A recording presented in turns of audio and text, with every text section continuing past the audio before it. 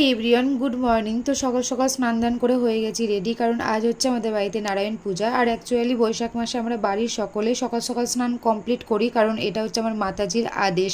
তারপর চলে গিয়েছিলাম ঠাকুর ঘরে, গিয়ে দেখি আমার মায়ের অলরেডি পুজো করা, সব গোছানো, ফলমূল কাটা সব কমপ্লিট হয়ে গেছে, কারণ আমার মা হচ্ছে রূপে লক্ষ্মী গুণে সরস্বতী, একদম ঠিক।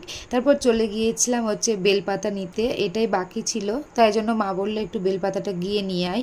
তারপর রুমে গিয়ে দেখি আমার বোন ভিডিও বানাতে ব্যস্ত, কারণ ঠাকুরমশাই আসেনি, ঠাকুরমশাই লেটে এসছে। তারপর ঠাকুরমশাই চলে এসেছে আর পুজো করতে বসেও পড়েছে, আর বসেছিল হচ্ছে আমার মা আর আমার বাবা। তারপর পুজো কমপ্লিট হতেই আমি প্রসাদের বাটিগুলো সাজিয়ে নিচ্ছিলাম, কারণ সকলকে তো প্রসাদ দিতে হবে, তাই না।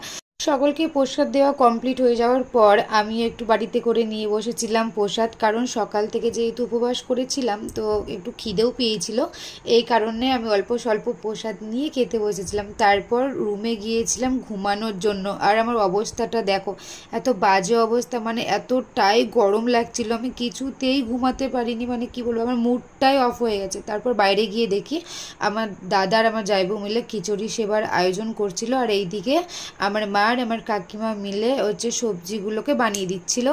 আর সন্ধেবেলায় আমাদের বাড়িতে এক নাম কীর্তন ডেকে নিয়েছিল, কারণ বৈশাখ মাসে আমাদের পাড়া থেকে প্রায় সকলের বাড়ি বাড়ি গিয়ে কীর্তন করা হয়, আর হচ্ছে এই কারণে আমরা বিশেষ খিচুড়ি সেবার আয়োজন করেছিলাম। তো দেখা হচ্ছে পরের কোনো ব্লগে, টাটা।